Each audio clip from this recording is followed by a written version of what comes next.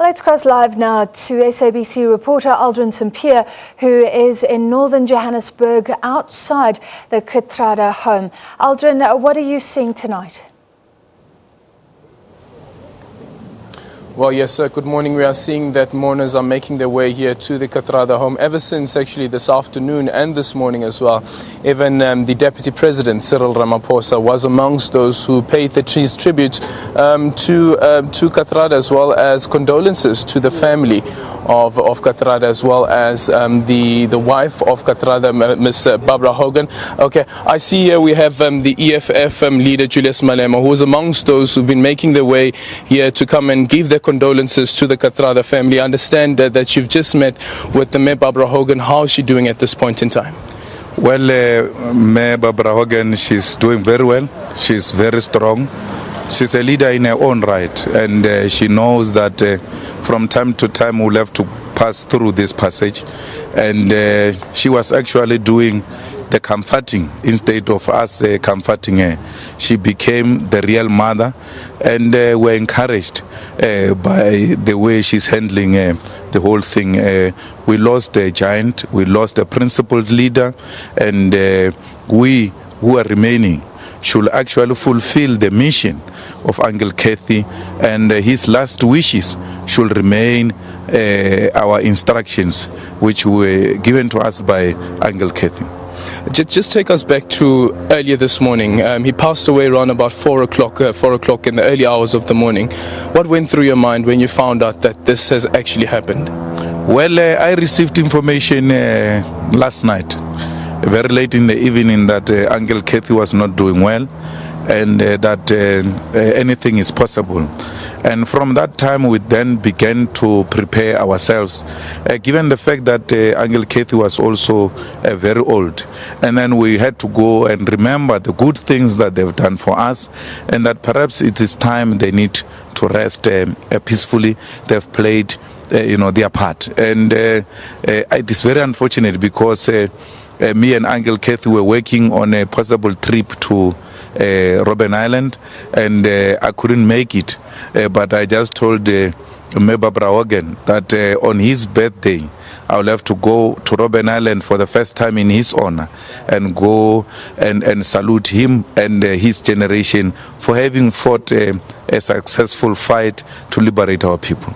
Just a final one. What's some of the inspiration that you draw from Uncle Kathy as a politician, active politician yourself at the moment? What are some of the lessons that you draw from this wealth of experience? You know, we're speaking to former President Thabo Mbeki as well, and he kept on mentioning that they will always consult Uncle Kathy on difficult issues, and he was quite resourceful for the ANC specifically.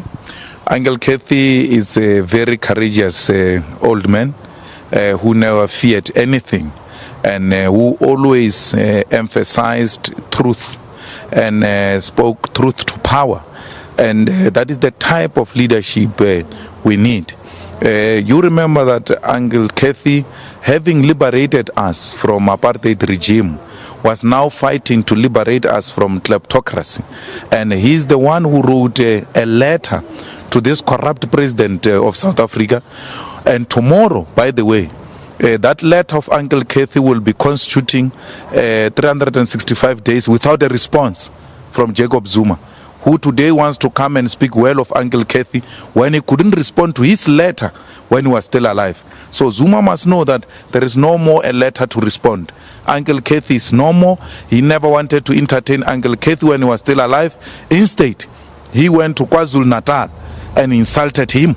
Instead, he mobilized people like Malusi Gigaba to insult Uncle Kathy, who was saying to South Africa, we want to liberate this country from kleptocracy. We knew the type of freedom we're fighting for, and what we see now is not what we went to Robben Island for. Zuma must be proud that the dead today died complaining about his conduct and how he's collapsing this country.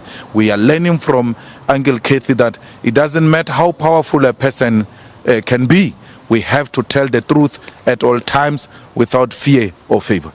Well, thank you so much. There you have it. Quite emotional and quite passionate about the role that Uncle Kathy has played in politics, and even to date, even before his death. And of course, a lot of reference around the letter that Uncle Kathy wrote to President Jacob Zuma, that open letter where he called on the president to heed the call and to make sure that he resigns. And as Julius Malema has indicated, those are some of the instructions that they have received from Uncle Kathy, and they will make sure that they carry this out. And earlier on at the foundation, at the Nelson Mandela Foundation, when there was the tributes, where the tributes were pouring in, this session that just took place, we had some of Uncle Kathy's friends, and one of them was Barbara Masekela, who spoke about Uncle Kathy has died, and she has hoped that Uncle Kathy would have died in a happier time. And unfortunately, the country is facing a crisis at this point in time. But it's just called on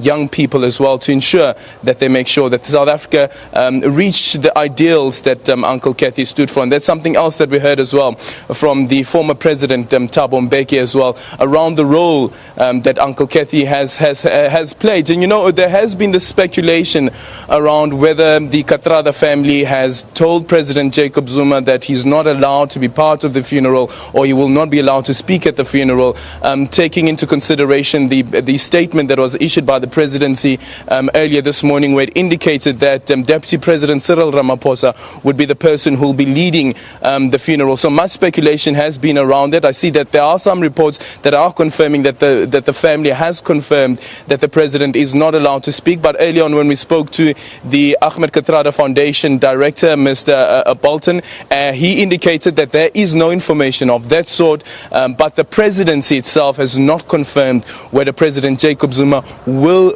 be at the funeral tomorrow. We also heard from Thabo Mbeki, and that's the other thing, that you take inferences, you draw inferences from the things that are being said at this moment in time, because one thing we can't forget is that politics is also at play. And Mr. Thabo Mbeki, the former president Thabo Mbeki, saying that we will all be at the funeral as expected. Now you draw your own inference with regards to what that means. It's back to you in studio. Thank you very much, Aldrin, and we'll follow that tomorrow. Final question.